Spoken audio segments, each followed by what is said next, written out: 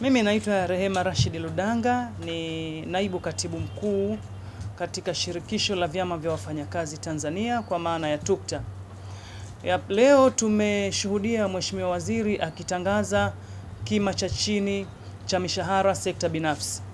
Nipende kuambia kwamba hii ilikuwa ni kilio cha wafanyakazi Tanzania, hasa upande wa sekta binafsi, kwa sababu kama mtakumbuka, sekta ya umma kima chao kilitangazwa wakati wa sherehe za Mei Mosi ambao kilifanyika mkoani Singida. Kwa wafanyakazi wa sekta binafsi, wao ilikuwa bado wanatumia kima cha chini ambacho kilitangazwa tangu mwaka 2022. Kwa hiyo leo kimetoka hiki, kwetu sisi kama viongozi wa vyama vya wafanyakazi tunaona ni faraja, ni hatua kubwa. Na niombe sana, nitumie nafasi hii niombe waajiri kama ambavyo Mheshimiwa Waziri amesema kwamba waajiri wote ambao wako sekta binafsi wanahusika na swala hili, basi waendane na kima hiki. Na hii haina maana kwamba mwajiri ambaye analipa zaidi ya kima hiki basi aende akapunguze. Hapana. Tunaangalia uzalishaji wa eneo husika.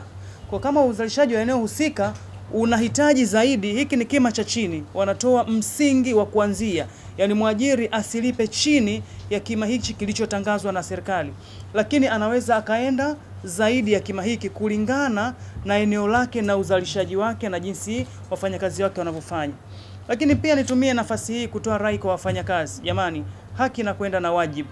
Tumeona serikali wametupa katika kima cha chini cha sekta ya umma, tumepata, nao tumepata sekta binafsi. Hii ni alama wanatambua na kuthamini jitihada za mfanyakazi wa Tanzania.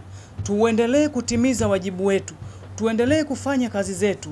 Tuzalishe ili inapofika miaka mitatu mingine tunakwenda kureview kima hiki, basi tuweze kureview tukiwa na uhakika tumezalisha inavyostahili ama zaidi ya kinachostahili, kwa sababu wafanyakazi ni nguzo kubwa katika maendeleo ya taifa.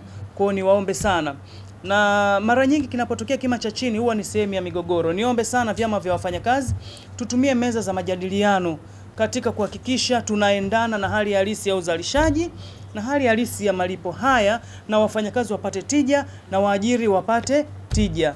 Tumekuwa na mfumo wa kutumia meza kwa ajili ya majadiliano. Tusiwe na haja ya kutafuta kesi ama malumbano yasiyokuwa ya lazima. Endapo tu mwajiri atakuwa mwelewa na mfanyakazi atakuwa mwelewa na chama cha wafanyakazi kinachosimamia eneo husika, basi tuwe wote waelewa.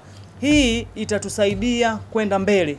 Mfanyakazi akipata vizuri, mwajiri atapata vizuri na taifa litapata vizuri. Kwa leo nitumie maneno hayo, nishukuru sana serikali kwa kutii kiu ya wafanyakazi wa Tanzania. Sisi tunasema asante na tunawashukuru sana.